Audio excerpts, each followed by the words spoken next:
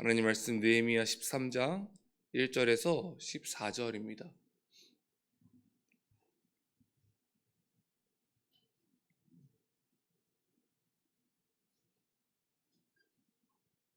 한자란절 교독하신 후에 마지막 절은 합독하도록 하겠습니다. 그날 모세의 책을 낭독하여 백성에게 들렸는데 그 책에 기록하기를 암몬 사람과 모압 사람은 영원히 하나님의 총회에 들어오지 못하리니 이는 그들의 양식과 물로 이스라엘 자손을 영접하지 아니하고 도리어 발람에게 대면을 주어 저주하게 하였으나 그러나 우리 하나님이 그 저주를 돌이켜 복이 되게 하셨다 하였느니라. 백성이 율법을 듣고 곧 섞인 무리를 이스라엘 가운데서 모두 분리하였느니라. 이전에 우리 하나님의 전에 방을 맡은 제사장 엘리야십이 도비야와 연락이 있었으므로 도비아를 위하여 한 큰 방을 만들었으니 그 방은 원래 소재물과 유향과 그릇과 또 레위 사람들과 노래하는 자들과 문지기들에게 11조로 주는 곡물과 새 포도주와 기름과 또 제사장들에게 주는 거제물을 두는 곳이라. 그때에는 내가 예루살렘에 있지 아니하였느니라. 바벨론 왕 아닥사스 32년에 내가 왕에게 나아갔다가 며칠 후에 왕에게 말대를 청하고 예루살렘에 이르러서야 엘리야십이 도비아를 위하여 하나님의 전 뜰에 방을 만든 악한 일을 안지라.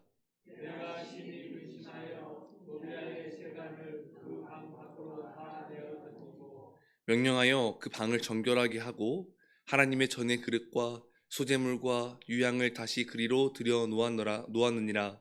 내가 또 알아본즉 레위 사람들이 받을 몫을 주지 아니하였으므로 그 식물을 행하는 레위 사람들과 노래하는 자들이 각각 자기 밭으로 도망하였고 내가 모든 민장들을 꾸짖어 이르기를 하나님의 전이 어찌하여 버림바 되었느냐 하고 곧 레위 사람을 불러 모아 다시 제자리에 세웠더니 이에 온 유다가 곡식과 새 포도주와 기름의 11조를 가져다가 곡간에 드리므로 내가 제사장 셀레마와 서기관 사독과 레위 사람 부다야를 창고지기로 삼고 마따냐의 손자 삭굴의 아들 하난을 버금으로 삼았나니 이는 그들이 충직한 자로 인정됨이라.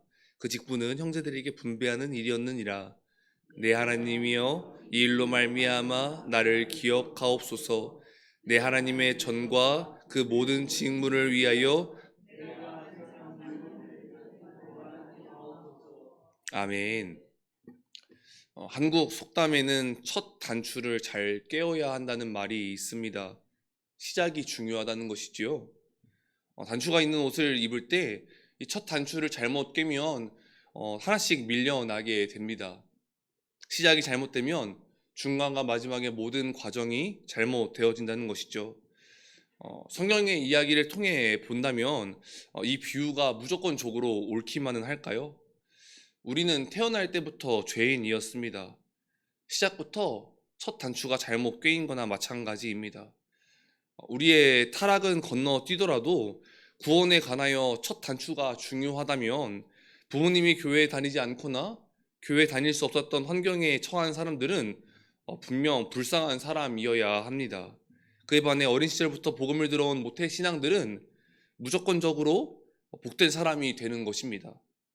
모태 신앙은 모두 예수 그리스도를 믿나요? 어린 시절 교회를 다니지 못한 사람들은 모두 예수님을 믿지 못하게 되는 것일까요? 그렇지 않습니다. 처음이 중요했다면 낮고 천한 것을 일으키시는 역전의 하나님의 모습은 우리에게 어떤 영향도 줄 수 없었을 것입니다. 첫 단추는 잘못 깰 수 있습니다. 그러나 우리는 마지막 단추를 잘 깨어야 합니다. 복음을 듣는 시작은 다를 수 있으나 복음을 들은 자들이 믿음의 단추를 깨어 구원의 선물을 받는다면 잘 마무리하게 되는 것입니다. 그런 의미에서 느헤미야는 첫 단추를 잘 깨어낸 세상이 칭찬할 만한 사람인 것과 동시에 마지막 단추까지도 잘 깨어낸 사람이었습니다. 우리는 오늘 느헤미야서의 마지막을 보고 있습니다. 느헤미야 12장에서 성전 복원식을 하고 이제 13장에서 약간의 시간과 공백이 존재하는 장면을 보게 되는데요. 먼저 1절에서 3절 말씀에는 이 느헤미야가 성전 봉헌식을 거치고 예루살렘 성 안에서 거룩을 위한 분리를 시작합니다. 말씀을 들으면서 그간 자신들이 이 모압과 암몬 백성들과 함께 살아왔던 것이 잘못되었다라는 것을 깨닫게 되는 것이죠. 이러한 비슷한 모습을 이전에도 보인 적이 있었는데요. 느헤미야 8장에서 학사 에스라가 모세의 율법책을 낭독할 때 백성들이 말씀을 들으면서 깨닫는 은혜를 하나님께서 주십니다. 그리고 이러한 모습이 다시금 등장하게 되는 것입니다. 말씀은 우리를 깨우치게 하는 힘이 있습니다. 하나님께서 우리들에게 주시는 가장 놀라운 은혜는 그 어떤 것보다 깨닫는 은혜입니다. 깨닫는다는 것은 생각이 변화된다는 것을 말합니다. 성경이 말하는 믿음은 언뜻 내가 주체인 것처럼 보이지만 사실 이 믿음은 우리 스스로가 그러니까 주체가 될 수 없습니다. 우리는 하나님이 살아계시다 하여 믿은 자가 없고 예수 그리스도를 믿겠다고 하여 믿은 자가 없습니다. 하나님이 우리의 아버지시다 하여 믿은 자가 없고 예수 그리스도가 우리의 구세주다 하여 믿은 자가 없습니다. 오직 성령께서 깨닫게 하사 하나님이 살아계심이 믿어지고 예수 그리스도의 성육신이 믿어지고 그리고 그분이 이 땅에 오심이 믿어지고 하나님이 우리의 아버지 되어심이 믿어지고 예수 그리스도가 우리의 구세주 되어지심이 믿어지는 것입니다. 이러한 깨닫는 은혜가 말씀을 통해 임하게 됩니다. 사랑하는 성도님들, 우리는 매일 말씀 큐티를 통하여 새벽을 깨우고 또 하루를 말씀으로 살아가기 위한 몸부림을 치고 있습니다. 말씀이 우리 삶에 찾아와 역사할 때에 우리의 마음과 생각이 변화되어질 줄로 믿습니다. 이것은 내가 하는 것이 아니고 성령께서 하시는 것입니다. 도저히 믿어지지 않을 것 같은 일이 믿어지게 되고 마음과 생각이 변화하게 되니 우리의 행동까지 변하게 됩니다. 이러한 은혜가 이스라엘 백성들에게 임하여 이제 모압과 암몬을 분리하기 시작합니다. 가난했던 이스라엘 백성들에게 이 모압과 암몬의 존재는 아마 경제의 중요한 부분을 차지했던 것 같습니다. 그런 자들을 속아내어 분리하는 일은 분명히 이스라엘 백성들에게 어떤 믿음의 선택이었다라는 것이죠. 이스라엘 백성들이 눈앞의 현실보다 이 하나님을 쫓는 믿음을 선택할 수 있었던 것은 바로 말씀을 통한 깨닫는 은혜가 있었기 때문입니다. 12장에서 성전 봉헌식과 3절까지의 말씀은 이스라엘 백성들이 완전히 변화되어 새로운 정체성으로 살아갈 것만 같은 모습을 보여줍니다. 이제 13장 4절부터는 느헤미야가 유다 총독으로 약 12년 정도를 지내다가 다시 페르시아로 복귀하게 된 이야기를 보여줍니다.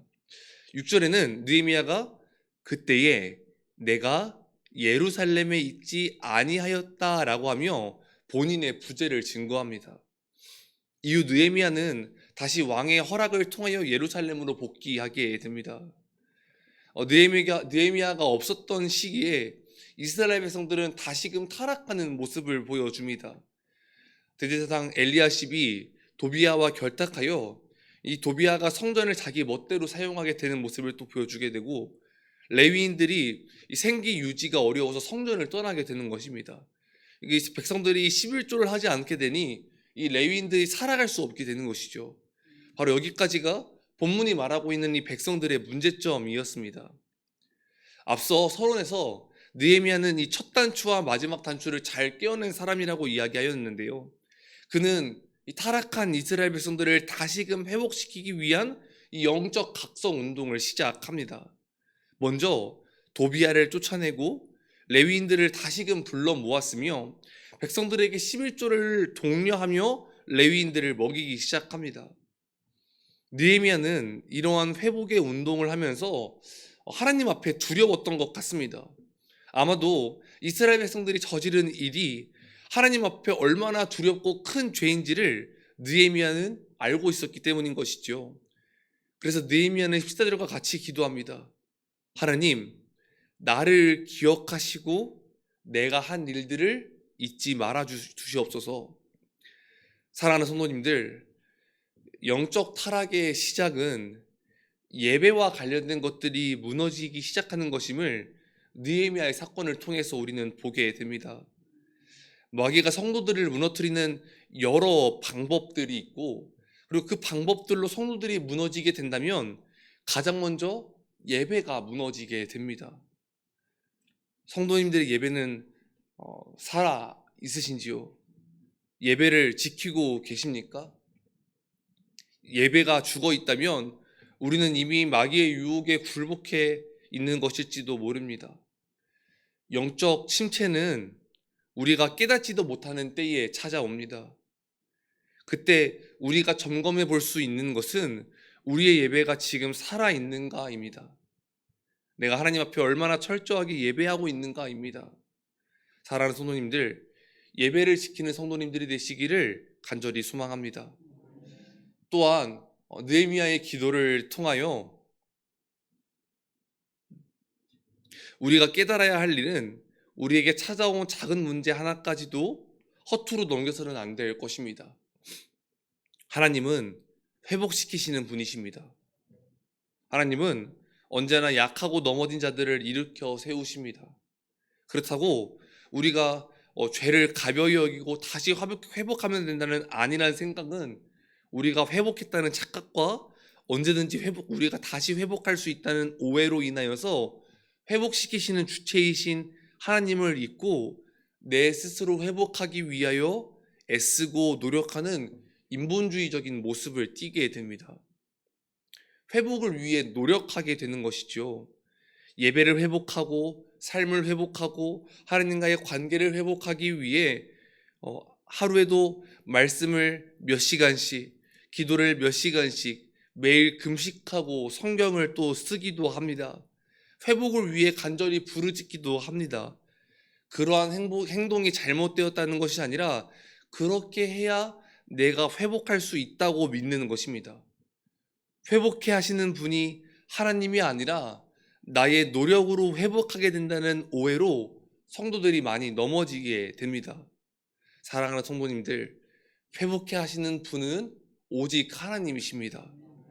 우리의 작은 문제와 죄를 판단하시는 분은 주님이시기에 우리는 언제나 우리 안에 찾아온 문제들로 인하여 예민하게 반응하여 이 문제를 하나님과 씨름해야 합니다.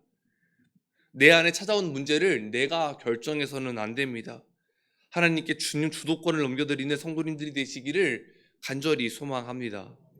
그렇게 하나님께 우리의 삶의 주도권과 또 문제의 주도권을 내어드린다면 하나님께서 우리의 인생을 주관하시고 우리를 다스리실 것입니다.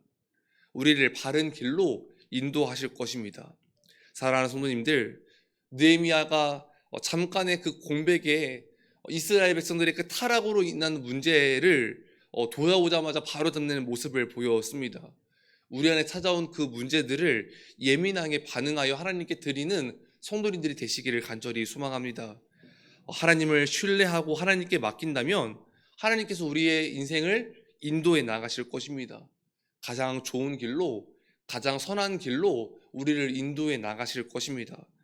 하나님을 신뢰하여 하나님께 우리의 인생의 주도권을 맡기고 내어드리는 성도님들이 되시기를 주님의 이름으로 간절히 소망하고 축복합니다. 기도하겠습니다. 거룩하고 자비하신 하나님 아버지, 은혜를 감사드립니다. 하나님, 말씀을 통하여 다시금 새롭게 되는 은혜를 받았음에도 또다시 타락하고 또다시 하나님의 곁을 떠나는 이스라엘 백성들의 모습을 바라봅니다. 하나님, 그러나 넘어지는 모든 일은 우리들에게 또 다시 찾아오니 아버지여, 넘어지는 것이 문제가 아니라 다시 회복시키시는 그 하나님의 은혜를 구하는 성도들이 될 수 있도록 도와주시옵소서. 아버지, 우리에게 찾아온 여러 죄악된 문제들과 그 마귀의 유혹으로 인하여 넘어질 때에 아버지, 우리가 다시 하나님을 바라보기를 소망합니다. 회복을 위하여 애쓰는 것보다 회복시키시는 하나님을 바라보게 하시고 회복시키신 하나님의 은혜를 통하여 다시 회복되어지는 그 삶을 살아갈 수 있도록 인도하여 주시옵소서. 이 새벽의 시간 주님의 얼굴을 구하며 나아갑니다. 하나님 아버지, 주님을 찾을 때에 회복의 은혜를 이 시간 허락하여 주시옵소서. 감사드리며 거룩하신 우리 구주 예수 그리스도의 이름으로 기도 올려드립니다. 아멘. 주기도문으로 예배를 마치겠습니다. 하늘에 계신 우리 아버지여, 이름이 거룩히 여김을 받으시오며 나라가 임하옵시며 뜻이 하늘에서 이루어진 것 같이 땅에서도 이루어지이다. 오늘날 우리에게 일용할 양식을 주옵시고 우리가 우리에게 죄 지은 자를 사하여 준 것 같이 우리 죄를 사하여 주옵시고 우리를 시험에 들게 하지 마옵시고 다만 악에서 구하옵소서. 나라와 권세와 영광이 아버지께 영원히 있사옵나이다. 아멘. 말씀을 통해 깨닫는 기도의 제목과 또 각자의 기도의 제목을 놓고 이 시간 함께 기도하며 나아가겠습니다.